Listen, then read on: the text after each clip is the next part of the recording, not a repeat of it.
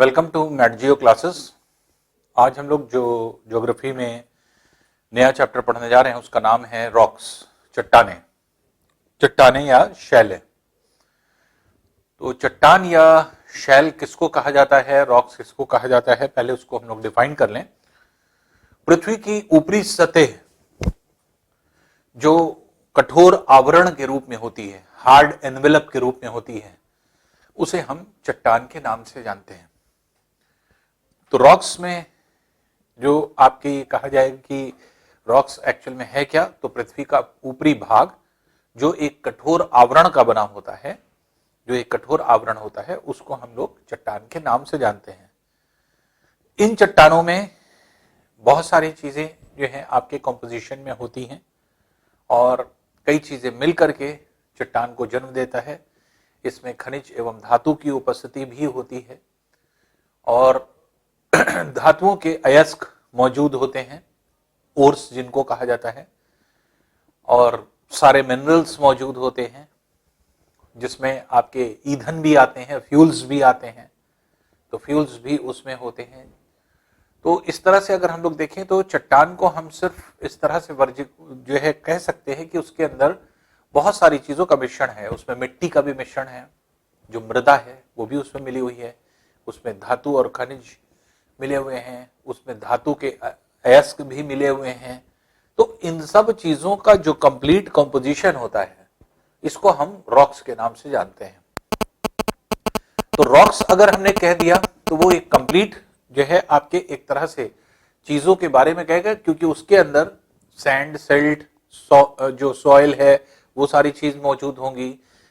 उसमें क्या क्या उपजाऊपन है, उसमें जीवाश्म है या नहीं है, फॉसिल्स है कि नहीं है, ह्यूमस उसमें कितना मौजूद है, कितना उसके अंदर जो है आपके खनिज और धातु है, कितना उसमें धातुओं का अभाव है या खनिजों का अभाव है, कौन सा तत्व उसमें जो है अधिक मात्रा में है और कौन से तत्व का अभाव है। ये सारी चीजें जो हैं आप देखते हैं कि सभी चीज जो है किसी एक रॉक्स की स्टडी में हम लोग पढ़ सकते हैं। जब हम रॉक के बारे में पढ़ते हैं तो ये सारी कंप्लीट स्टडी हमें मिलती है। तो पूरी पृथ्वी की सतह को, ऊपरी भाग को, तो जैसे हम लोग पृथ्वी की आंतरिक भाग हम लोग पढ़ चुके हैं, अब हम सिर्फ ऊपरी सतह का अध्ययन कर रहे हैं। तो पृथ्वी के अगर हम ऊपरी भाग को देखें तो पृथ्वी का ऊपरी भाग जो है, जिसको हम रॉक्स कह रहे हैं, चट्टान कह रहे हैं या शैल कह रहे हैं, तो ये शैलें जो आपकी होती हैं ये अलग अलग तरह से वर्गीकृत होती हैं। वर्गीकरण का एक आधार नहीं, इसकी कोई सीमा नहीं, बहुत तरीके से आप इसको विभक्त कर सकते हैं।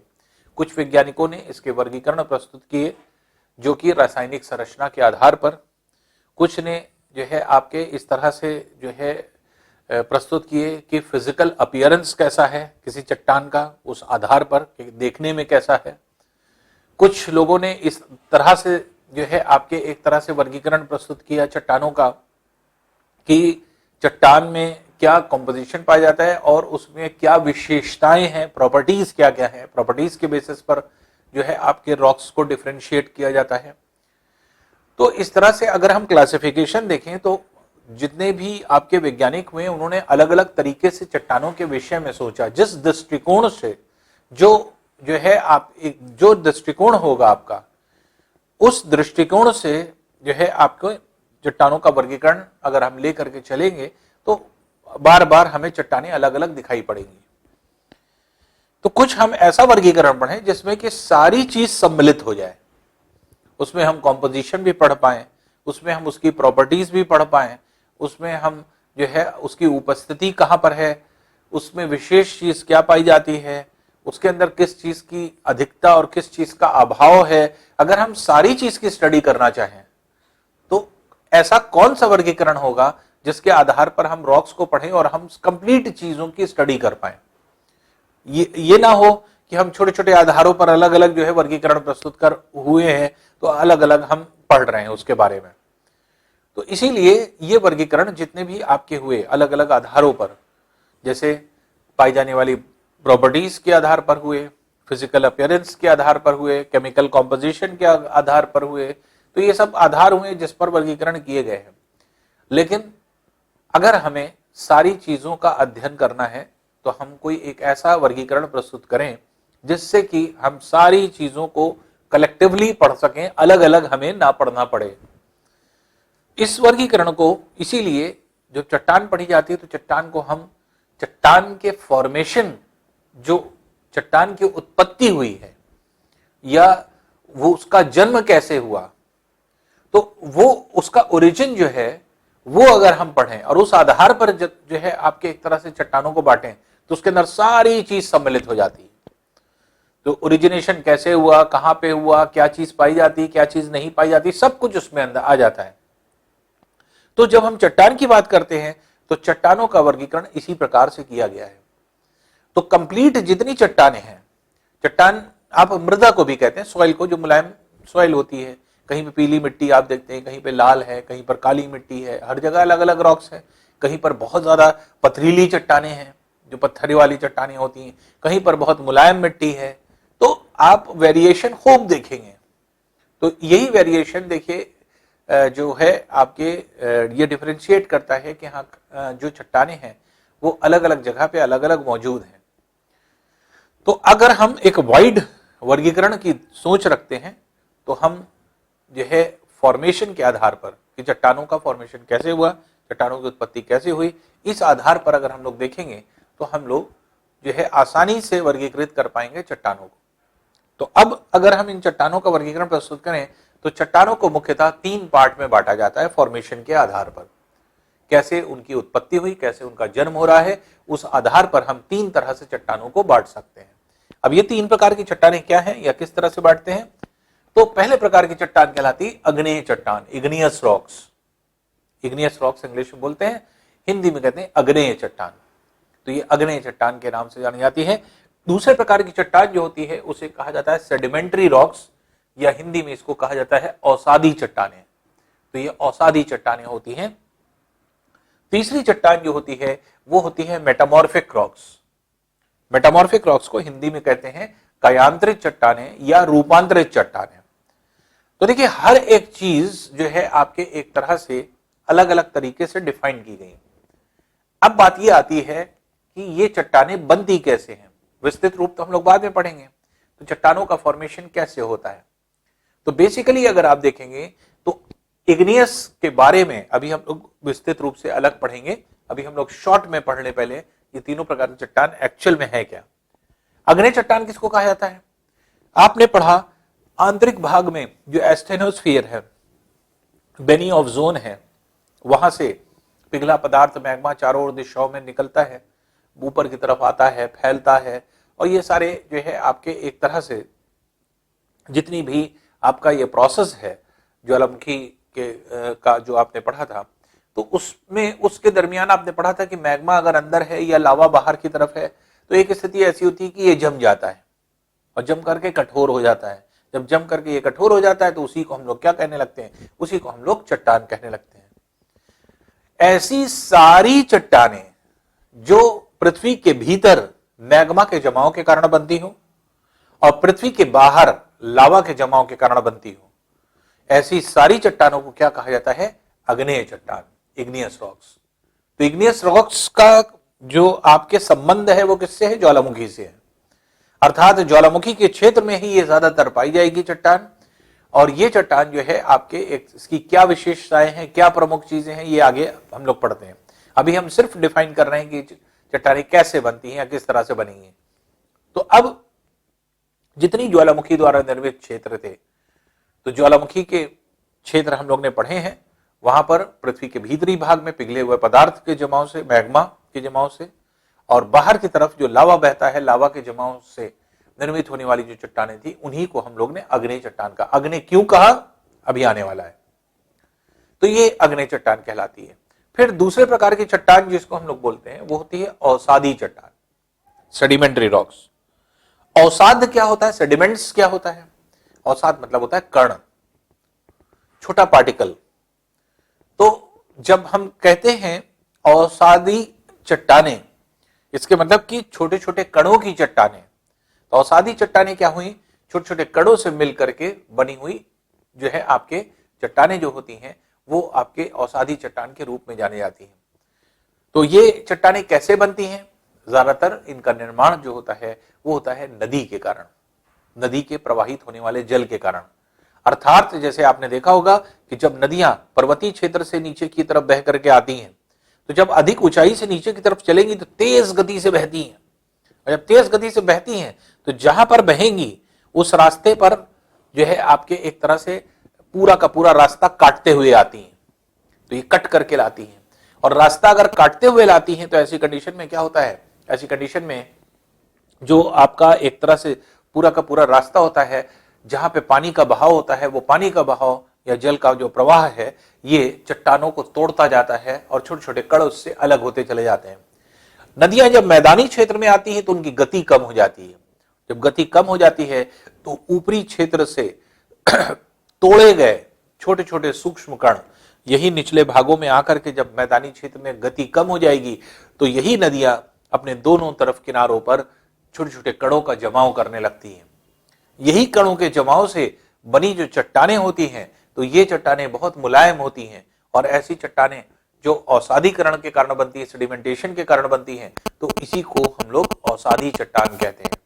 तो नॉर्मली हम लोगों के ज्यादातर रीजन में जो हम लोग देखते हैं, जो मिट्टी वाले क्षेत्र होते हैं, चाहे वो पीली मिट्टी हो, चाहे काली मिट्टी हो, चाहे लाल मिट्टी हो, ये सब क्या है, ये सब औसादी चट्टानें हैं। तो ये औसादी चट्टान के नाम से जानी जाती है, सेडिमेंट्री रॉक्स के नाम से जानी जाती है। तो ये दूसरे प्रकार की चट्टान होती है जो पहले से ही उपस्थित चट्टान को तोड़ करके छोटे कण अलग करके इन छोटे कणों का कहीं जमाव हो करके दूसरे प्रकार की चट्टान बन गई। तो ये ऐसी चट्टान को औसादी चट्टान के नाम से जाना जाता है। और तीसरे प्रकार की चट्टान जिसको हम लोग कहते हैं मेटामॉर्फिक रॉक्स, जिसको हिंदी में आप कायांतरित या रूपांतरित कहते हैं। तो हिंदी में देखिए स्पष्ट हो रहा है इसके नाम से ही, कायांतरित या रूपांतरित। इसके मतलब जिसने अपनी काया में परिवर्तन कर लिया या जिसने अपने रूप में परिवर्तन कर लिया, रूपांतरित या कायांतरित। तो कायांतरित या रूपांतरित चट्टान क्या हुआ, जिसने अपने अंदर चेंज ले आया। तो कोई अगर चट्टान है और वो चेंज होकर के कुछ और हो गई, तो ऐसी चट्टानें जो परिवर्तित हो जाती हैं, अपने रूप को बदल लेती हैं, तो ऐसी चट्टानें जो चेंज हो जाती हैं उन्हीं को हम रूपांतरित चट्टान या कायांतरित चट्टान कहते हैं। तो किसी बनी हुई एक चट्टान का रूप बदल करके किसी दूसरी चट्टान का जन्म हो जाए, तो उस तरह की जो दूसरी चट्टान जो नई बनेगी उसी को हम लोग क्या कहेंगे, रूपांतरित चट्टान या कायांतरित चट्टान। तो इसलिए रूपांतरित या कायांतरित चट्टानें जो आपकी होती हैं वो क्या है, वो पहले से स्थित चट्टानों का जो है आपके एक तरह से मॉडिफाइड फॉर्म होती हैं, चेंज्ड फॉर्म होती हैं, अर्थात कायांतरित रूप होती हैं या परिवर्तित रूप होती हैं। तो ये अगर देखा जाए तो इस तरह से अगर हम लोग देखें तो तीन तरह से चट्टानों का जन्म होता है। तो पहला जैसे हमने आपको बताया, पिघले पदार्थ मैग्मा या लावा के जमाव के कारण या तो ऐसे चट्टानें बनती हैं। यह चट्टान छोटे छोटे कण जमा होते जाए, जमा होते जाए, जमा होते जाए, एक लेयर बने, फिर दूसरी लेयर बने, फिर तीसरी लेयर बने, और आपस में सारी जितनी भी लेयर बनी, जितने भी कण हैं, सब संगठित हो गए और ये जो है एक रॉक्स का फॉर्मेशन हो गया।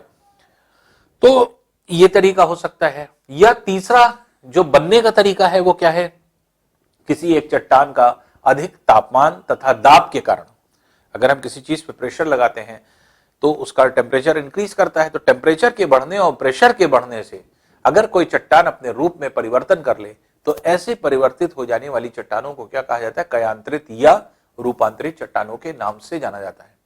तो इस तरह से अगर हम कहें तो चट्टान का वर्गीकरण अगर हम रॉक्स का करें तो ये तीन प्रकार से आपके बांटी जाती है। अब हम लोग आते हैं एक एक करके विस्तृत रूप पढ़ने के लिए। तो पहले हम लोग पढ़ेंगे अग्नेय चट्टान के बारे में। तो अग्नेय चट्टान एक्चुअल में है क्या, या किस तरह से अग्नेय चट्टान जो है एक तरह से बनती है, या इसका एक्चुअल जो है हम किस तरह से इसकी स्टडी करते हैं, वही हम लोगों को यहां पर देखना है। जैसे फॉर एग्जाम्पल अग्नेय चट्टान, जैसे हमने आपको कहा कि पहले इसका नामकरण कैसे हुआ। आपने पढ़ा था जो ज्वालामुखी के क्षेत्र होते हैं, ज्वालामुखी जब निकलता है तो लावा जो है पूरे सतह पर बहता है, और लावा का जो बहाव होता है ये जो है आपके बहुत अधिक तापमान पे 1200 डिग्री सेल्सियस से लेकर के 2200 डिग्री सेल्सियस तापमान लगभग होता है जो बहने वाला लावा होता है। और ये लावा जो है आपके एक तरह से जो आपके पाया जाता है, ये एक तरह से जब जमता है तो इतने उच्च तापमान पर बहने वाला लावा गहरे लाल रंग का होता है। लाल रंग का हमने 2 कारण आपको बताया था। पहला कारण लाल होने का क्या होता है, जो ज्वालामुखी में हम लोग ने पढ़ा था, पहला कारण जो है आपके क्योंकि लौहांश की उपस्थिति पाई जाती है, आयरन ओर की उपस्थिति पाई जाती है, और आयरन ऑक्साइड के फॉर्म में जब कन्वर्ट होता है फेरिक या फेरस के फॉर्म में, तो उसका रंग लाल हो जाता है। इसलिए जो है आपके ऑक्साइड की उपस्थिति, इसके मतलब ऑक्सीजन से कंबाइन करके जो लौहांश होते हैं, तो ये आयरन ओर होते हैं, ये क्या हो जाते हैं, तो इसमें एक तरह से इसको जंग लगने की प्रक्रिया कहते हैं, रस्टिंग। तो आपने देखा होगा जैसे लोहा हम लोग घरों में यूज करते हैं और उसको आप खुला छोड़ दीजिए तो कुछ दिन के बाद आप देखेंगे कि उसके अंदर जंग लग गया, रस्टिंग हो गई। तो जो जंग लग जाता है आप देखते हैं लाल रंग का लगता है, रेड कलर का। तो वो क्या है, वो फेरिक ऑक्साइड और फेरस ऑक्साइड का फॉर्मेशन है। इसके मतलब लोहे में ऑक्सीजन कंबाइन कर गया, तो उसी को हम फेरिक ऑक्साइड या फेरस ऑक्साइड कहते हैं। तो ये क्या है, ये एक तरह से जो है ऑक्सीजन की जो है आपके कॉम्बिनेशन से जो है आपके ऑक्सीडेशन हो गया है, और जिसकी वजह से लोहा जो है वो रेड कलर में कन्वर्ट हो रहा है। दूसरी इंपॉर्टेंट चीज, इतने उच्च तापमान पर इंफ्रारेड रेडिएशन जो है आपके निकलने लगती है। आसपास के क्षेत्र में इंफ्रारेड रेडिएशन आपके निकलने लगेंगे। कहीं पर भी आप देखिए, जब मान लीजिए कि सर्दी के दिनों में हम लोग आग तापते हैं, जब आग के पास आप बैठिए, आग जल रही हो, बहुत तेज आग जल रही हो, आपको ध्यान से देखिए तो आप देखेंगे रेड कलर की दिखती है। क्यों रेड कलर की दिख रही है? वजह यह है कि आग के पास से इंफ्रारेड रेडिएशंस निकल रहे हैं, और इंफ्रारेड रेडिएशंस जो निकल रहे हैं वो रेड कलर के दिखाई पड़ते हैं। तो इसलिए उसका रंग क्योंकि लाल होता है, इसलिए आपको जब आग दिखाई पड़ेगी तो आपको रेड कलर के दिखाई पड़ेगी। उसी तरह लावा मैग्मा भी रेड कलर के दिखाई पड़ता है। तो जब लाल रंग का लावा पृथ्वी की सतह पर बहता है तो ऐसा लगता है आग बह रही है। ज्वालामुखी से जब लावा निकल करके बहता है तो ऐसा लगता है आग बह रही है। और इसी लावा के जमाव से बनी चट्टान को बाहर हम लोग ने क्या कह दिया? अग्नेय चट्टान, इग्नियस रॉक्स कह दिया। यही इसका नाम क्या हो गया? अग्नेय चट्टान या इग्नियस रॉक्स हो गया। तो अब जो चट्टान है ये किससे बनी? लावा से। लावा किस रंग का था? लाल रंग का। लाल रंग होने की वजह से कैसा लग रहा था? आग जैसा लग रहा था। अग्नि चट्टानों का आग से कोई संबंध नहीं है, लेकिन बहता हुआ लावा ऐसा प्रतीत होता है जैसे आग बह रही हो। इसलिए जो आपके पदार्थ है जिसको हम आग की तरह समझ रहे हैं, ये पदार्थ जब जमता है तो इससे जो चट्टानें बनती हैं उसको अग्नेय नाम दे दिया गया। तो अग्नेय चट्टान जो है इसी वजह से लिया गया है, अग्नि से संबंधित, कि अग्नेय चट्टान जैसे लगता है कि आग बह रही है, और आग के बहने से बहती हुई आग जब जम जाती है तो चट्टान बनाएगी, उसका नाम अग्नि हो गया। अब जैसे इंग्लिश में आप इग्नियस इसको लिखते हैं, तो इग्नियस जो आपके वर्ड है ये कहां से डिराइव हुआ? ये यूनान भाषा के इग्निस शब्द से आया है। और इग्निस शब्द का मतलब क्या होता है? आग, फायर। तो इग्निस जो है, इग्निस मींस क्या होता है? फायर, आग। तो इग्निस से डिराइव्ड है इग्नियस। जैसे हिंदी में अग्नि से अग्नेय बना है, तो हिंदी में अग्नेय चट्टान हम लोग कहते हैं, और इंग्लिश में इग्नियस रॉक्स इसीलिए इग्निस से बना हुआ है। तो इग्नियस रॉक्स के नाम से इनको जाना जाता है। तो ये चट्टानें जो होती हैं आपके अग्नेय चट्टान या इग्नियस रॉक्स के नाम से जानी जाएंगी। अब बात ये आती है, ये तो चट्टानें हो गई, तो इसके मतलब ये क्लियर हो गया हमें कि सतह के अंदर जो मैग्मा है और सतह के बाहर जो लावा है, इन दोनों के जमाव से निर्मित होने वाली चट्टान को ही क्या कहेंगे? अग्नेय चट्टान। और अग्नेय चट्टान जो आपके होती है उसकी विशेषता अगर हम देखें, अभी तो अग्नेय चट्टान का वर्गीकरण नहीं किया है कि अग्नेय चट्टान कितनी तरह से विभाजित होगी, पहले हम विशेषताएं पढ़ लें। तो पहली चीज तो यह है कि अग्नेय चट्टान को किस नाम से जाना जाता है? प्राथमिक चट्टान। प्राथमिक चट्टान क्यों कहा जाता है, कैसे कहा जाता है? जब पृथ्वी का जन्म हुआ तो पृथ्वी के जन्म के समय पृथ्वी की सतह पर कौन सी चट्टान पाई गई? कोई नहीं। चट्टान बनी नहीं थी, चट्टान का निर्माण ही नहीं हुआ था। तो पृथ्वी की सतह, जब पृथ्वी जो गैस का गोला ठंडा हुआ तो उसकी सतह पर कोई चट्टान नहीं। तो अब जो आपके एक तरह से फिर आपने पढ़ा कि जब पृथ्वी ठंडी हो गई तो आंतरिक भाग में विभिन्न प्रकार के तत्व आपस में मिलते गए और एक तत्व से दूसरा तत्व, दूसरे तत्व से तीसरा तत्व, इस तरह से ढेर सारे एलिमेंट्स, जैसे आप केमिस्ट्री में जितना आप पीरियोडिक टेबल में आप देखते हैं एलिमेंट्स, वो सारे एलिमेंट्स एक दूसरे से बनते चले गए। तो ये जो आपके चेन थी, हाइड्रोजन है, हीलियम है, लिथियम है, कार्बन है, ऑक्सीजन है, नाइट्रोजन है, इस तरह से आपके ये चेन बनती चली गई, एलिमेंट्स बनते चले गए। इन्हीं जब आप पीरियोडिक टेबल केमिस्ट्री में पढ़ते हैं तो आप पढ़ते हैं कि उसी में कुछ एलिमेंट्स ऐसे हैं जो आपके रेडियो एक्टिव एलिमेंट्स कहलाते हैं, रेडियोधर्मी पदार्थ जिनको कहते हैं, जैसे यूरेनियम है, थोरियम है। तो ये सब जो है आपने नाम सुने होंगे। ये सब पदार्थ क्या हैं? ये सब जो हैं आपके ऐसे पदार्थ हैं जो कि रेडियो एक्टिव एलिमेंट्स कहलाते हैं। अब रेडियो एक्टिव एलिमेंट्स क्या होते हैं?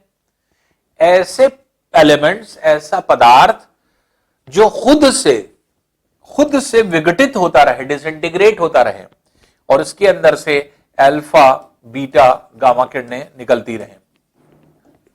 तो अगर अल्फा, बीटा, गामा किरणों के रूप में एक तरह से उत्सर्जन हो रहा है तो ऐसी जो है आपके अल्फा, बीटा, गामा किरणें जैसे जैसे डिसइंटीग्रेट होगी आपके ऊष्मा बढ़ती चली जाएगी, टेम्परेचर बढ़ता चला जाएगा।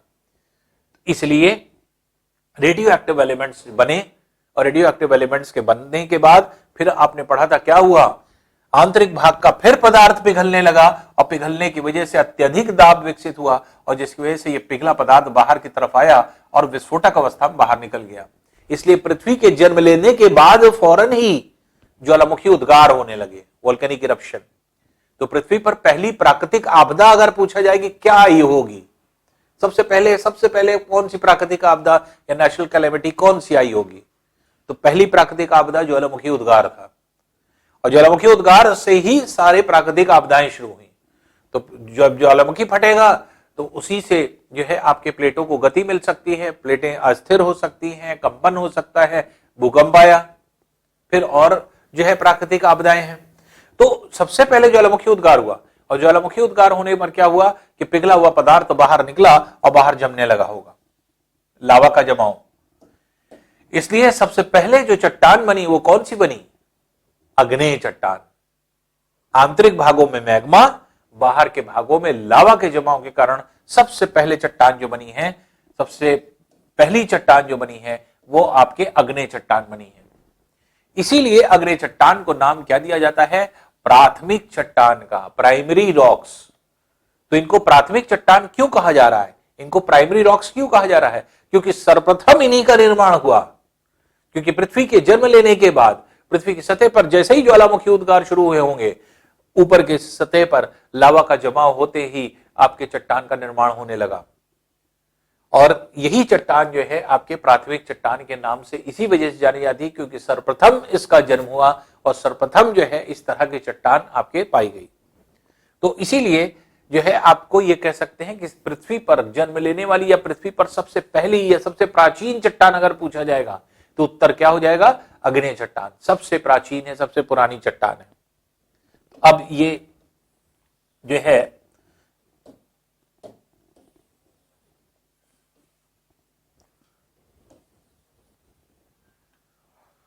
अगर आप देखें तो चट्टानों में जो है ये प्राथमिक चट्टान हो गई। अब बात आती है, इनको पेरेंटल रॉक्स भी कहते हैं, पैतृक चट्टान। पैतृक चट्टान क्यों कहते हैं, पेरेंटल रॉक्स क्यों कहते हैं? अब इस तरह की चट्टानों को अगर आप देखेंगे तो ऐसी चट्टानें जब पृथ्वी पर लावा हवा के जमाव के कारण चट्टान बन गई तो अब पवन का वेग है, तापमान है, जल का प्रवाह है, ये सब क्या करेंगे? ये चट्टानों को तोड़ेंगे और चट्टानें छोटे छोटे कणों के रूप में टूट करके कहीं जाकर के जमा होंगी। इसके मतलब जो दूसरे प्रकार की चट्टानें हैं, ये सेकंड टाइप ऑफ रॉक्स हैं, ये दूसरे प्रकार की सारी चट्टानें जितनी हैं वो सब कहां पे बनी होंगी, किससे बनी होंगी? इसी चट्टान से। तो आग्नेय चट्टान ने ही अन्य चट्टानों को जन्म दिया क्योंकि अगली जो चट्टानें हैं, आगे की जो चट्टानें हैं, वो सारी की सारी चट्टानें इन्हीं आग्नेय चट्टानों से बन रही है। इसके मतलब कि आग्नेय चट्टानों ने अन्य चट्टानों को जन्म दिया है और जिस तरह से माँ बाप किसी बच्चे को जन्म देते हैं तो बच्चों के पेरेंट्स कौन होते हैं? Mother father. उसी तरह से जितनी भी चट्टानें बनी वो किससे बनी?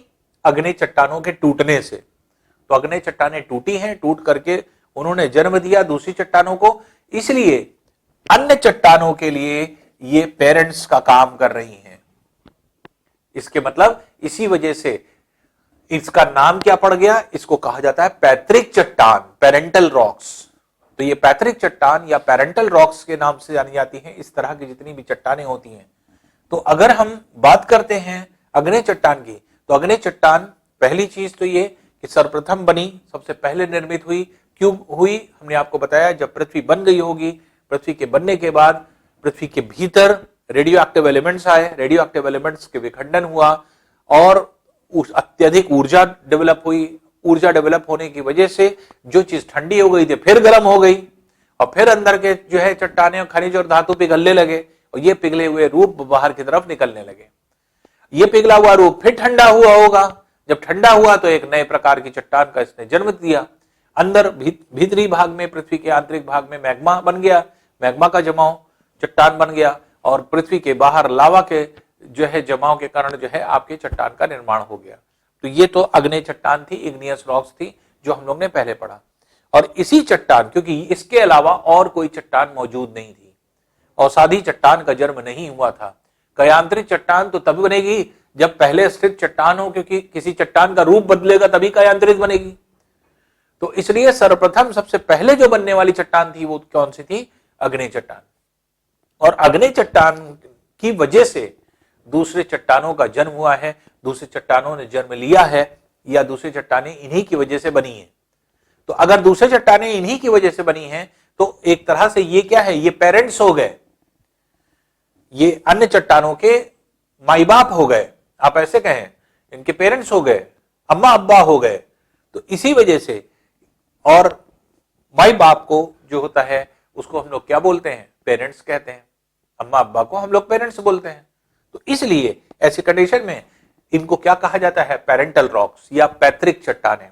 इनको पैतृक चट्टानों के नाम से इसी वजह से जाना जाता है, जो कि आपके जो है आपके अग्नि चट्टानों को कहते हैं। तो अग्नि चट्टान विशेषकर अगर हम देखें तो इस तरह से आपके एक तरह से डिस्टिंग्विश की जाती है, या फिर इस तरह से आपके एक तरह से वर्गीकृत की जाती है। तो अग्नि चट्टान की अगर हम बात करें, अभी तो वर्गीकरण हम लोग ने नहीं स्टार्ट किया है, अभी तो वर्गीकरण का नाम ही नहीं आएगा, क्योंकि वजह यह है कि अभी हम सिर्फ प्रॉपर्टीज पढ़ रहे हैं। अभी तो वर्गीकरण उसकी उपस्थिति के आधार पर होगा कि हम कितने तरह से अग्नि चट्टानों को बांटेंगे। तो अभी तो विशेष चीज है कि अग्नि क्या है। अब देखिए, कोई भी चीज अगर गर्म से गर्म कर दिया जाए, उसके बाद ठंडा कर दिया जाए, जब ठंडा होगा तो क्या हो जाएगा? पहले गर्म वाली चीज कठोर थी कि जो ठंडा होने पर कठोर हो जाएगी? ठंडे होने पे ज्यादा कठोर हो जाती है। तो इसलिए जब ठंडा हो जाएगी, संकुचित होगी, कॉन्ट्रैक्ट करती है, कॉन्ट्रैक्ट करने की वजह से ज्यादा कठोर हो जाती है। ये चट्टानें की जो आपकी प्रॉपर्टीज है वो यहीं से शुरुआत होती है।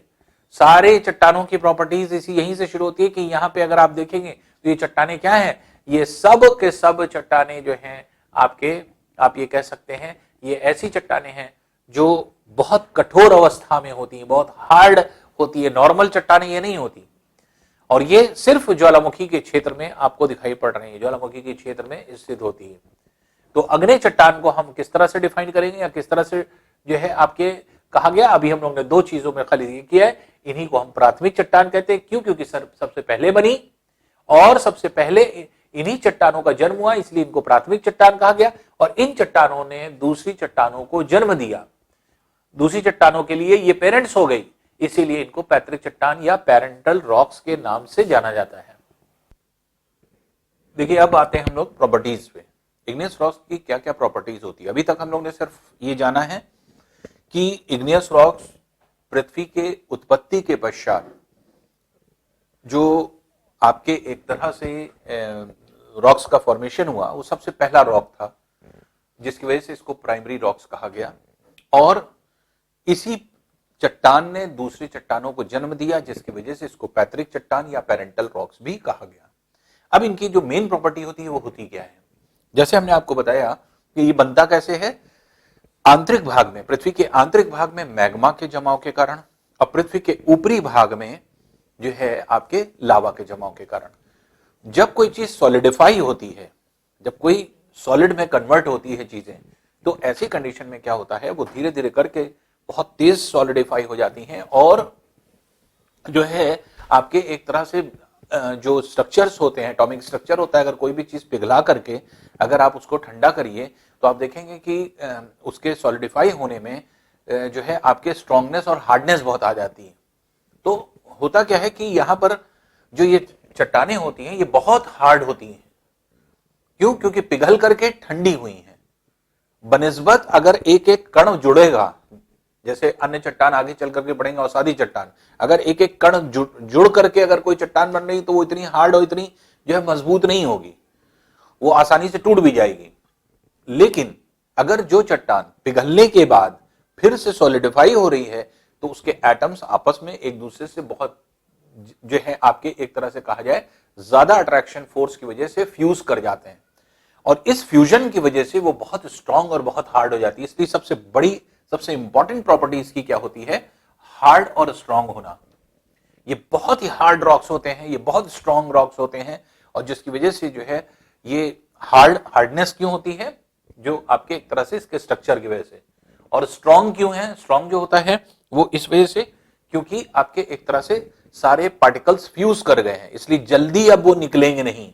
अगर आप ज्यादा बल भी लगाएंगे, फोर्स लगाएंगे तो भी जो है आपके तोड़ नहीं पाएंगे आप उसको, इसलिए स्ट्रांग है। और इसी प्रॉपर्टी की वजह से होता क्या है, इसके अंदर एक और प्रॉपर्टी आ जाती है जो नॉन पोरस प्रॉपर्टी है। तो ये कठोर है, ये मजबूत है और उसके साथ ये अछिद्रित है। अछिद्रित मतलब इसके अंदर छिद्र नहीं होगा। जब पार्टिकल्स फ्यूज करेंगे आपस में, पिघलने के बाद वो ठंडे होंगे तो आपस में फ्यूज कर गए, इनके बीच में जगह ही नहीं रह गई और जब जगह नहीं रहेगी तो इसके अंदर पोर्स नहीं होंगे। जब पोर्स नहीं होंगे तो ऐसी कंडीशन में अगर मान लीजिए कि वाटर जो है आपके इसमें डाला जाए तो इसमें वाटर पर्कुलेशन की प्रॉपर्टी सबसे कम हो जाएगी।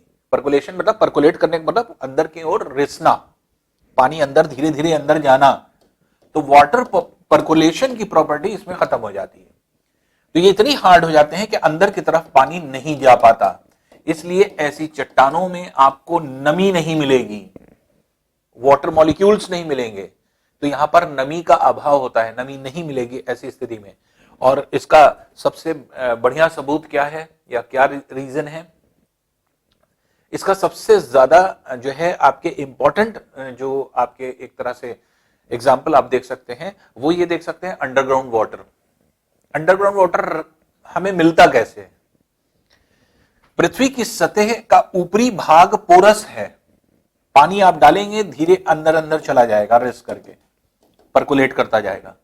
लेकिन एक स्टेज ऐसी आएगी कि कुछ किलोमीटर के बाद ये बहुत ही ज्यादा जो है, कुछ मीटर के बाद, कुछ किलोमीटर के बाद ये बहुत ज्यादा हार्ड हो जाता है। और ऐसी कंडीशन में जो आपकी ये गहराई है, गहराई पर जाने पर ये इतना ज्यादा हार्ड हो जाता है कि अब पानी अंदर नहीं जाएगा, तो पानी यहां इकट्ठा होने लगता है, ये अंदर इकट्ठा होने लगेगा। तो पानी जब हम लोग जो है आपके पानी इकट्ठा होने लगे, अब ये मान लीजिए हमने बोरिंग करा लिया, पानी यहां से निकलने लगेगा। हमने यहां पे कुआं खोद दिया, यहां से पानी निकलने लगेगा। ट्यूबवेल हमने डाल दिया, पानी निकलने लगेगा। तो ये पानी जो रुका हुआ है किसकी वजह से? ये इस रॉक्स की वजह से। अगर ये रॉक न बनते, अब देखिए नेचर ने, गॉड ने, खुदा ने, अल्लाह ताला ने क्या बनाया है, यही चीजें बनाई हुई हैं कि ये सब क्या है, ये नेचुरल चीजें दिख रही हैं। लेकिन अगर ये ना होता तो पानी रुकता, पानी सब अंदर चला जाता, पर्कुलेट कर जाता। लेकिन अब ये आप ये कह सकते हैं कि ये एक ऐसी चीज है, या रॉक्स एक ऐसे हार्ड रॉक्स जो आपके फॉर्म हुए, जो इग्नियस रॉक्स अंदर की तरफ फॉर्म हो रहे हैं मैग्मा के जमाव के कारण, तो वो भी हमें हेल्प कर रहे हैं। हेल्प क्यों कर रहे हैं? क्योंकि उसके ऊपर ही पानी इकट्ठा हो रहा है। और यही क्या है, भूमिगत जल, अंडरग्राउंड वाटर, वाटर टेबल जिसको कहा जाता है। तो वाटर टेबल जो बनती है, या जो जल का लेवल होता है उसको वाटर टेबल कहते हैं। तो जल का लेवल उठता और गिरता रहता है, वाटर टेबल उठता और गिरता रहता है। ज्यादा हम पानी निकाल लेंगे क्योंकि अंदर तो पानी कहीं है नहीं, ये तो पानी बाहर से आया है जो रुका हुआ है। बरसात का पानी हो सकता है, जो हमारे इर्द गिर्द जो हम लोग घरों से निकालते हैं पानी, वो अंदर चला जाता है जमीन के, वो छनते छनते जो है ऊपरी भाग से जो है छोटे छोटे कण होते हैं, तो इन कणों से होता हुआ नीचे चला आता है और जाकर के इकट्ठा हो जाता है। तो ये अंदर जो पानी है वो क्या है, वो बाहर से गया हुआ पानी है। ऐसा नहीं कि पृथ्वी के अंदर कहीं पानी है मौजूद है, वो आपने खुद भेजा हुआ है। तो जो आपके वर्षा का जल है, घरों में इस्तेमाल होने वाला जल है, नदियों से में बह रहा है अंदर अंदर जो है जमीन के अंदर, वो भी जल चला जाता है। ये क्या है, भूमिगत जल। तो सबसे बड़ा एग्जाम्पल हम लोगों को जो मिलता है नॉन पोरस रॉक्स का, वो यही अंडरग्राउंड वाटर मिलता है कि हमें जमीन के नीचे पानी जो अवेलेबल है, पानी जो हमें मिल रहा है, वो किसकी वजह से मिल रहा है, इन रॉक्स की वजह से मिल रहा है। ये रॉक्स अगर पोरस होते तो पानी और अंदर चला जाता, यहां पानी रुकता ही नहीं। फिर आप चाहे जितना कुआं खोदिए, चाहे आप जितना ट्यूबवेल डालिए, चाहे जितना बोरिंग करिए, पानी कहीं मिलेगा ही नहीं। तो जमीन के अंदर पानी रुकता ही नहीं। तो ये क्या है, ये प्रॉपर्टी ये शो करती है इसकी, नॉन पोरस होना भी कहीं पर अच्छा होता है और कहीं पर खराब होता है। तो अब यहां पर कहां पर अच्छा होगा पोरस होना, अब जैसे ये ह्यूमन बींग्स के लिए इग्नियस रॉक्स का नॉन पोरस होना अच्छा है। क्यों? क्योंकि अगर नॉन पोरस नहीं होता, ये इसकी ये प्रॉपर्टी नहीं होती, तो शायद जो है आपके एक तरह से हमें पानी नहीं मिल पाता, भूमिगत जल की अवेलेबिलिटी नहीं होती, लेकिन हमें भूमिगत जल आसानी से मिल रहा है। तो ये सबसे बड़ी प्रॉपर्टी होती है नॉन पोरस होना। इसका मतलब अछिद्रित चट्टानें होती हैं ये, इनमें छिद्र नहीं होते, इनमें होल्स नहीं होते, इनमें पोर्स नहीं होते, जिससे कि पानी जो है अंदर की तरफ जा सके। नॉन पोरस है। नॉन पोरस होने की वजह से होगा क्या, सबसे इंपॉर्टेंट चीज, जो पेड़ पौधे होते हैं, आपने देखा होगा जैसे पेड़ लगा, उसकी कुछ जड़ें होती हैं। जड़ क्या होती है, जड़ जल की खोज में जाती है। क्योंकि आपने प्रकाश संश्लेषण की प्रक्रिया पढ़ा होगा, पेड़ पौधे क्या करते हैं, अपने खुद का भोजन बनाते हैं, और ये भोजन जो है आपके एक तरह से कार्बन डाइऑक्साइड, जल की उपस्थिति में जो है आपके एक तरह से सूर्य का प्रकाश और क्लोरोफिल, सनलाइट और क्लोरोफिल, ये चार चीज मिलकर के C6H12O6 ग्लूकोज का निर्माण होता है और ऑक्सीजन लिबरेट होता है।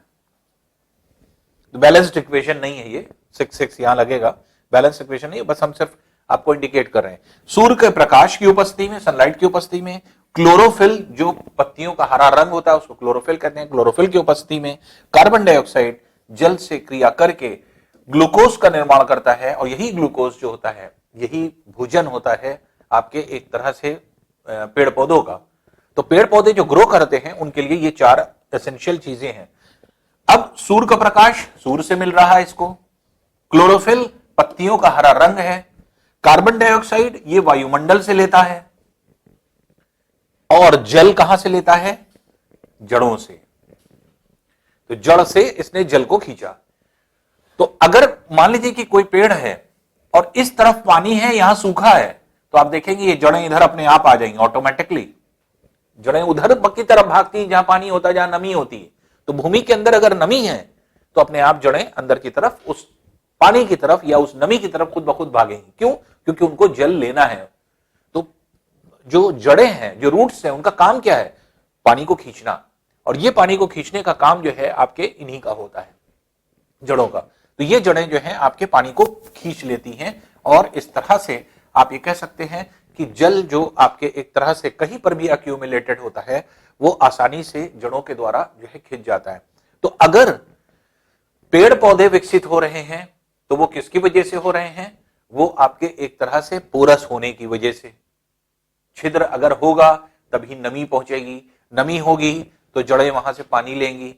और अगर इन्हीं पेड़ पौधों के साथ, अगर हमने कहा ये पेड़ पौधे अगर मान लीजिए कि यहां पे लगा दिए जाएं, ये अग्नेय चट्टान है, ये नॉन पोरस है, इसमें छिद्र नहीं है, जब छिद्र नहीं है तो नमी अंदर नहीं होगी, पानी नहीं जा सकता। तो पेड़ पौधे अगर लगाए जाए तो क्या पेड़ पौधे इसके ऊपर निकलेंगे? नहीं निकलेंगे। तो ऐसी सूखी चट्टानों के ऊपर देखिए पेड़ पौधे नहीं उगते। क्यों नहीं उगते? क्योंकि इसके अंदर जो है आपके जल की उपस्थिति नहीं है, वाटर नहीं है। तो इसलिए अब जब पेड़ पौधे नहीं होंगे तो पेड़ पौधों पर बहुत सारी चीजें डिपेंडेंट होती हैं। जैसे जब पेड़ पौधे की जड़ें होंगी तो जमीन में जड़ों में आपके बहुत सारे कीड़े मकोड़े होते हैं जो कि इसमें डेवलप करते हैं, और ये सारे जितने भी आपके एक तरह से कीड़े मकोड़े होते हैं वो सब जो है आपके यहाँ पर बहुत सारे पक्षी होते हैं, बहुत सारे ऐसे जानवर होते हैं जो इन्हीं पेड़ पर या फ्रूट्स पर डिपेंडेंट होते हैं, इसलिए वो होते हैं। तो अगर मान लीजिए कि पेड़ पौधा नहीं होगा तो क्या इस चट्टान में क्या कोई जीव जंतु या फिर कोई कीड़े मकोड़े या कोई पक्षी वहां पर आएगा? नहीं आएगा। इसीलिए ऐसे क्षेत्र में, अग्नेय चट्टानों के क्षेत्र में, इग्नियस रॉक्स के क्षेत्र में आपको पक्षी नहीं मिलेंगे, आपको जीव जंतु नहीं मिलेंगे, आपको कीड़े मकोड़े नहीं मिलेंगे, तो ये सारी चीजें नहीं मिलेंगी। और जब जीव जंतु कीड़े मकोड़े ये नहीं होंगे तो दो चीजों का बहुत ज्यादा अभाव होगा, वो होगा डेफिशिएंसी किस चीज की? फॉसल्स और ह्यूमस की। फॉसल्स क्या होते हैं और ह्यूमस क्या होता है, पहले इसको समझ लें। फॉसल्स जिसको जीवाश्म कहते हैं, जीवाश्म क्या है? जितने भी जीवित पदार्थ हैं, चाहे वो जीव जंतु हो, पेड़ पौधे हो, मानव हो, पत्तियां पेड़ की टूट करके नीचे गिर जाती हैं, ये सब क्या होते हैं? ये मिट्टी में मिलकर सड़ती हैं, गलती हैं। सड़ने गलने के बाद जो चीज बचती है तो वो क्या होता है? वो कहलाता है जीवाश्म। तो जैसे कोई भी चीज है, जैसे मान लीजिए ह्यूमन बींग्स हैं, उनको जमीन में जो है आपके एक तरह से गाड़ दिया गया, या पेड़ पौधों को जो है अंदर जो है गाड़ दिया गया। ये मरे हुए पेड़ पौधे जैसे मान लीजिए गिरे हुए हैं तो उनको मिट्टी में मिलके अपने आप खत्म हो जाते हैं। वो कोई जीव जंतु हैं, अपने आप कहीं पे मरे और वहीं मिट्टी में मिल करके वहीं डिसइंटीग्रेट हो गए। तो इनके जो बचे हुए रिमेन्स होते हैं डिसइंटीग्रेशन के बाद, सड़ने गलने के बाद जो बचा हुआ रिमेन होता है उसी को जीवाश्म कहते हैं, फॉसिल्स कहते हैं। जिसमें अक्सर आप देखते होंगे कहीं पर जीवाश्म की जैसे खोज होती है तो अक्सर देखिए जो मांस वास होता है बॉडी पर वो तो नहीं बचता है, लेकिन आप देखेंगे कि आप जैसे हड्डियां अक्सर मिल जाती हैं, तो किसी का कोई कंकाल मिल गया, कुछ भी मिल गया, तो ये कंकाल क्या है? जीवाश्म है। जीवाश्म क्यों? पहले कभी जीवन में था, उसकी मृत्यु होने के पश्चात जो बचा है वही जीवाश्म है, जो है एक तरह से जो है फॉसिल्स कहलाता है। तो फॉसिल्स जो है वहीं पर होंगे जहां पर जीवन होगा। अब अग्नेय चट्टान में पेड़ पौधे नहीं, जब पेड़ पौधे नहीं तो पक्षी नहीं, जब पक्षी नहीं तो कीड़े मकोड़े नहीं, कीड़े मकोड़े भी नहीं, पक्षी नहीं, जीव जंतु नहीं, तो ऐसी जगह पर कठोर है ही है ये चट्टान, ह्यूमन बींग्स के काम आने नहीं है, ह्यूमन बींग्स भी नहीं होता यहां पे। तो इसलिए ऐसी जो है आपके चट्टानों में जीवाश्म का अभाव होगा बहुत ज्यादा मात्रा में। ये प्रश्न बहुत पूछा जाता है कि किस चट्टान में जीवाश्म का अभाव होता है, डेफिशिएंसी होती है, तो जीवाश्म का अभाव मिलेगा। ह्यूमस क्या है? ह्यूमस होता है जब कीड़े मकोड़े जीव जंतु रहते हैं तो जब कुछ खाएंगे तो वो एक्सक्रीट भी करते हैं। तो जितने जीव जंतु कीड़े मकोड़े का एक्सक्रीशन होता है, जो उनका मल होता है जो निकलता है, तो एक्सक्रीट जितना वो चीजें करते हैं उस एक्सक्रीटेड पार्ट को क्या कहा जाता है? ह्यूमस, जो कि मृदा के लिए, सॉइल के लिए बहुत ही ज्यादा उपजाऊ होता है। तो बहुत ज्यादा उपजाऊ होने का मतलब यह हुआ कि वो बहुत ज्यादा जो है आपके एक तरह से बेनिफिशियल होता है, सॉइल के लिए रिक्वायर्ड होता है बहुत ज्यादा। तो इसलिए रिक्वायरमेंट अगर हम लोग देखेंगे तो ऐसी जो आपके एक तरह से जो चट्टाने हैं, ये जितनी भी चट्टाने होंगी ये सब के सब जो हैं आपके एक तरह से ये कहा जाए कि ऐसी चट्टाने होती हैं जो जिसमें जो है आपके जीवाश्म और ह्यूमस नहीं मिलते। ह्यूमस क्यों नहीं मिल रहा है? क्योंकि पेड़ पौधे, पक्षी, जीव जंतु कुछ नहीं है, तो उनका एक्सक्रीशन नहीं होगा, और जब जीव जंतु नहीं है तो उनके जीवाश्म नहीं होंगे। तो इसलिए अग्नेय चट्टान एक ऐसी चट्टान है जिसमें जीवाश्म और ह्यूमस का अभाव होता है। ये प्रश्न बहुत बार पूछा जा चुका है, किस चट्टान में जीवाश्म और ह्यूमस का सर्वाधिक अभाव होता है, सबसे ज्यादा डेफिशिएंसी कहां पर होती है? तो सबसे ज्यादा डेफिशिएंसी अग्नेय चट्टानों में होती है, क्योंकि वो रिहायशी नहीं होता। ये चट्टानें रिहायशी नहीं होती, ना ह्यूमन बींग्स आपको यहां पर मिलेंगे ज्यादा, क्योंकि उसके लिए भी कोई कारगर नहीं है, ये बहुत अच्छी बेनिफिशियल नहीं है रॉक। तो इसलिए ऐसी कंडीशन में वहां पर जो है आपके बहुत सारी चीजें नहीं उपलब्ध होंगी, जिसकी वजह से इसकी डेफिशिएंसी होती है। लेकिन एक चीज सबसे ज्यादा मिलती है, वो क्या मिलती है? मेटल्स और मिनरल्स। मेटल्स और मिनरल्स की सर्वाधिकता अगर पूछी जाए वो इसी चट्टान में होती है, अग्नि चट्टान में। क्यों? वजह क्या है? वजह यह है कि अगर आप देखेंगे, अगर आप देखें तो पूरी पृथ्वी में आपने पढ़ा है कि जितनी भी चीज जब ठंडी हुई, जब जो है पृथ्वी ठंडी हुई होगी, ठंडी होने में क्या हुआ कि ये सब जितनी भी चीज ठंडी होकर के इकट्ठा हुई है, अपनी पोजीशन उसने लिया है, वो किस आधार पर लिया है? तैरने के नियम के अनुसार, लॉ ऑफ फ्लोटेशन के अनुसार। लॉ ऑफ फ्लोटेशन के अनुसार, लॉ ऑफ फ्लोटेशन क्या कहता है? लॉ ऑफ फ्लोटेशन ये कहता है कि जो जितना ज्यादा घनत्व वाला भाग होता है, जितनी ज्यादा उसकी डेंसिटी होती है, भारी होता है, उतना ज्यादा वो डूब जाता है, नीचे होता है। जो जितना हल्का भाग होगा, रेयरर होगा, जिसकी डेंसिटी कम होगी, रेयरेस्ट होगी, वो क्या हो जाएगा? ऊपर आ जाएगा। तो भारी भाग डूबता है, हल्का भाग तैरता है। तो यही है लॉ ऑफ फ्लोटेशन। और इसी चीज को फॉलो होता है हर जगह पर, यह फॉलो होता है। पृथ्वी में भी वही फॉलो होता है। जब पृथ्वी ठंडी हुई तो ऐसी कंडीशन में क्या हुआ? पृथ्वी की आंतरिक संरचना आपने पढ़ा है कि पृथ्वी के भीतरी भाग, मध्यवर्ती भाग और बाह्य भाग अगर देखा जाए तो भीतरी भाग बहुत ज्यादा घनत्व वाला है, अत्यधिक घनत्व वाला, ये मध्यम घनत्व वाला, और ये बहुत ही हल्का भाग है। और खास तौर से अगर हम देखें तो हम लोगों को जो मटेरियल उपलब्ध होते हैं उसमें मेटल्स की अगर हम बात करें, मिनरल्स में तो हर तरह के जो है आपके एक तरह से जो है मटेरियल हैं जिसमें ज्यादा घनत्व भी है, कम घनत्व भी है। लेकिन अगर हम मेटल्स की बात करें तो मेटल्स में अगर हम कहें धातु जिनको कहा जाता है, तो उन धातुओं में मैक्सिमम धातु का घनत्व बहुत ज्यादा है। चाहे वो लोहा ले लीजिए, तांबा ले लीजिए, सोना ले लीजिए, चांदी ले लीजिए, इनका घनत्व जो डेंसिटी होती है वो कंपैरेटिवली बहुत ज्यादा होती है। तो घनत्व ज्यादा है तो इसके मतलब ये ऊपरी सतह पर मिलेंगे नहीं, इसके मतलब ये अंदर मिलेंगे। और अगर अंदर मिल रहे हैं तो हमें ऊपर कैसे उपलब्ध होंगे पृथ्वी की सतह पर? तो पृथ्वी की सतह पर मेटल्स और मिनरल्स कैसे मिल जाएगा हमें? तो मेटल्स और मिनरल्स इस तरह से मिल जाता है कि आंतरिक भाग जब पिघलता है तो उसमें खनिज और धातु भी पिघलते हैं। मैग्मा में खनिज और धातु, चट्टानों के साथ साथ चट्टान तो पिघलती है, खनिज और धातु भी पिघलती है। और अगर खनिज और धातु पिघल रही है तो इसके अंदर ये खनिज और धातु के पिघला हुआ रूप ऊपर आ जाता है ज्वालामुखी उद्गार की वजह से। और यही जो है पृथ्वी की सतह पर लावा बन करके फैल जाता है और पृथ्वी की सतह के ऊपरी भाग तक खनिज और धातु फैला देता है।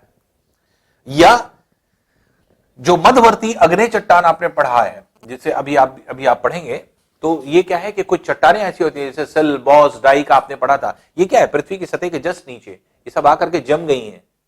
तो जब पृथ्वी की सतह के नीचे मान लीजिए ये सिल है,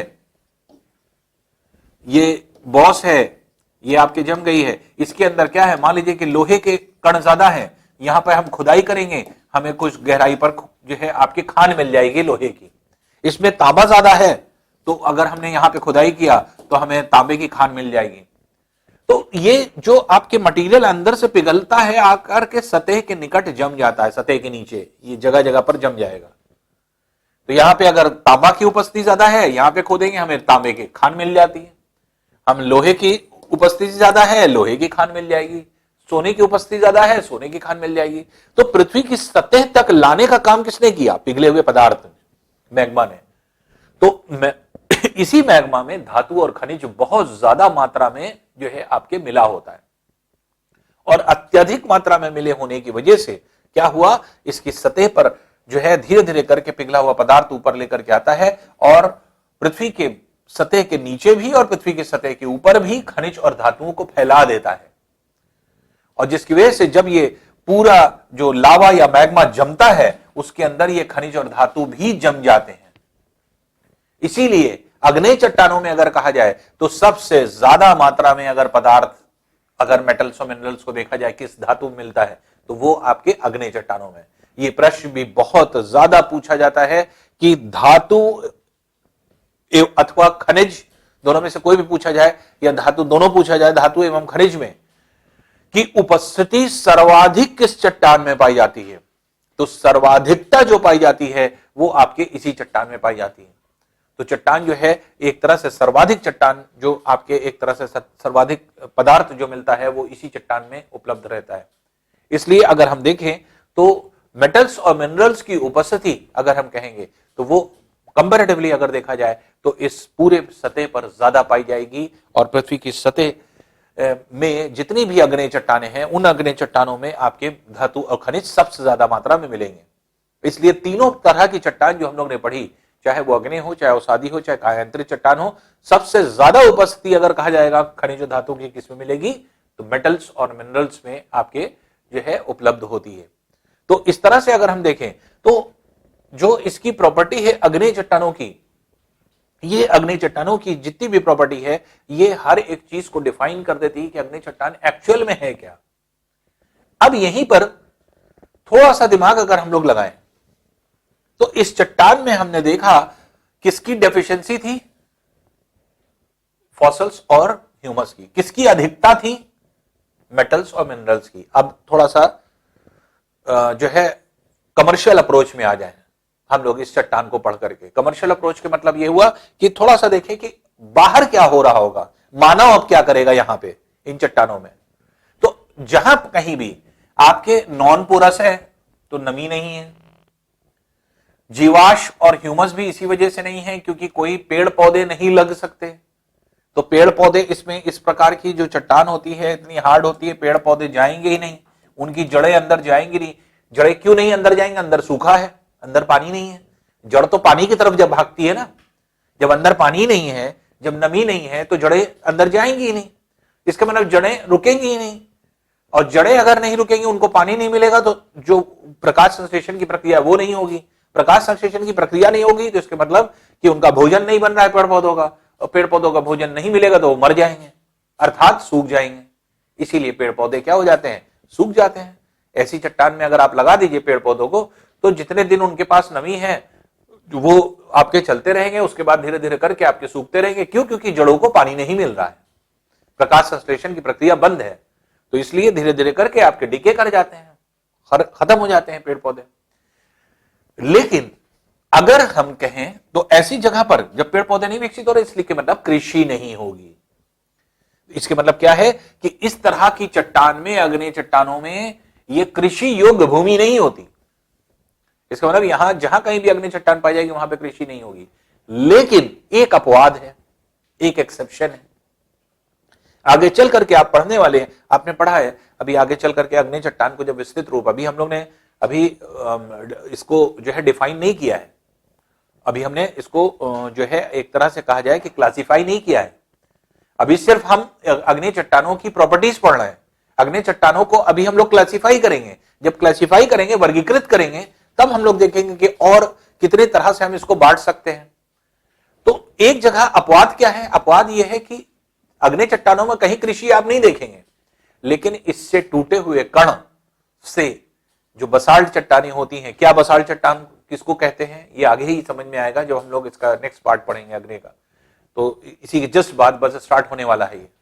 तो आपका अग्नेय चट्टान जो होगी, इस अग्नेय चट्टान में बसाल्ट प्रकार की चट्टान होती है, और जो अपर्दित होती है, जब अपर्दन होता है, उनका इरोजन होता है, तो ये अपर्दित कण, इरोडेड पार्टिकल्स जो होते हैं, ये कहीं जाकर के इकट्ठा जमा होते हैं।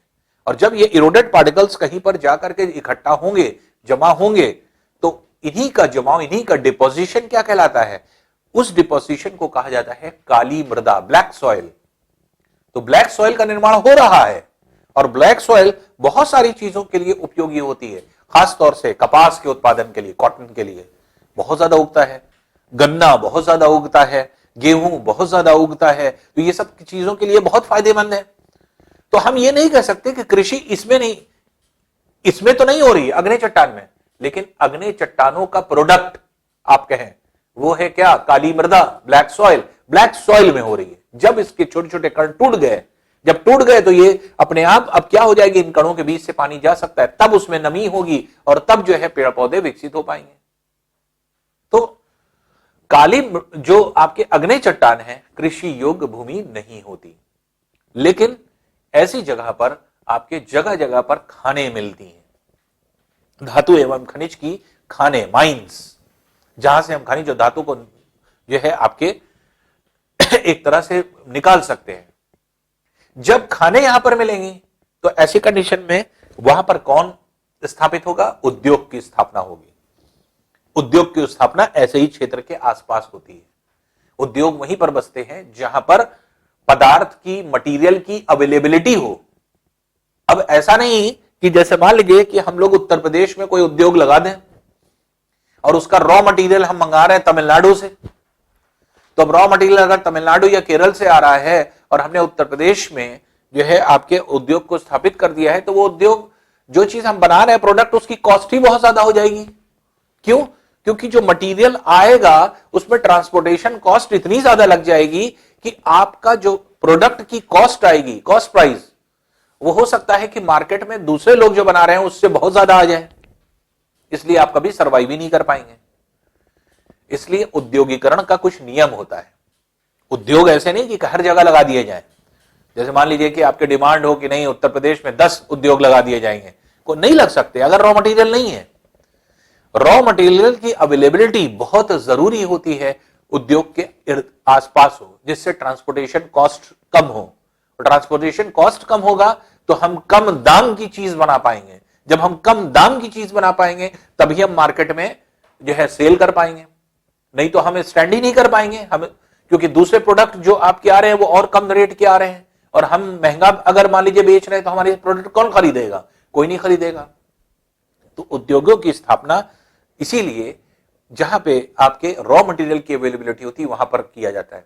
तो जब इन चट्टानों में खनिज और धातुओं की उपलब्धता ज्यादा होगी तो ऐसी जगह पर उद्योगों की जो है आपके उपस्थिति पाई जाती है, उद्योग लगाए जाते हैं और ऐसी जगह ही उद्योग स्थापित होते हैं। आप एग्जाम्पल ले लें उत्तर प्रदेश में, तो उत्तर प्रदेश में अगर आप देखेंगे तो ऐसे बहुत सारे जो है आपके उत्तर प्रदेश की पूरी बेल्ट अगर आप देखें, मतलब ऊपर उत्तर प्रदेश की क्या, पूरा उत्तर भारत की अगर आप देखें, पंजाब, हरियाणा, उत्तर प्रदेश, बिहार, पश्चिम बंगाल का ऊपरी भाग, ये सब पूरा ऐसा रीजन है जो एग्रीकल्चर है। क्यों? और सादी चट्टान है, सेडिमेंट्री रॉक्स है, आग्नेय चट्टान नहीं पाई जा रही।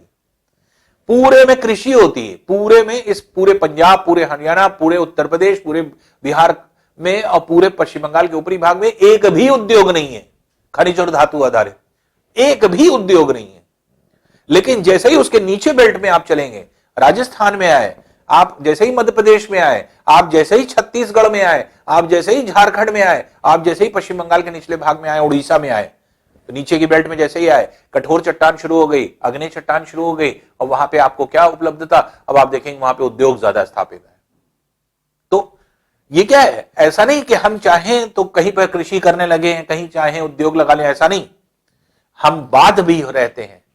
तो अब ऐसे क्षेत्र जैसे राजस्थान का क्षेत्र है, जैसे आपका मध्य प्रदेश का क्षेत्र है, तो ये कृषि से ज्यादा उद्योग जो है आपके यहां पर आसानी से लग सकते हैं। छत्तीसगढ़ है, झारखंड है, अब जैसे बिहार है और झारखंड है, ऊपरी भाग बिहार, नीचे भाग झारखंड, तो बिहार में क्या है, कृषि ज्यादा हो सकती है, उद्योग नहीं लग सकते। झारखंड में अगर हम बात करें तो कृषि कम होगी, उद्योग ज्यादा स्थापित होंगे और उद्योग ज्यादा है। क्यों है? चट्टानों की उपलब्धता की वजह से। तो आग्नेय चट्टान जहां जहां होती हैं वहां वहां जो है आपके एक तरह से मेटल्स और मिनरल्स होने की वजह से आपके उद्योगों की स्थापना कंपैरेटिवली ज्यादा होती है और उद्योग जो है ऐसी जगह पर सबसे ज्यादा जो है आपके स्थापित होते हैं।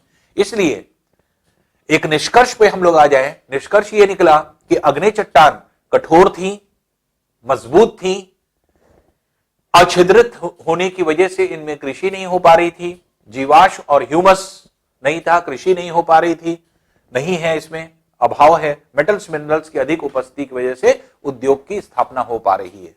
तो ये जो है आपके एक तरह से इस पे जो है इसका प्रॉपर्टीज होती हैं। अब इसका आगे हम लोग नेक्स्ट पार्ट पढ़ते हैं, इसका वर्गीकरण।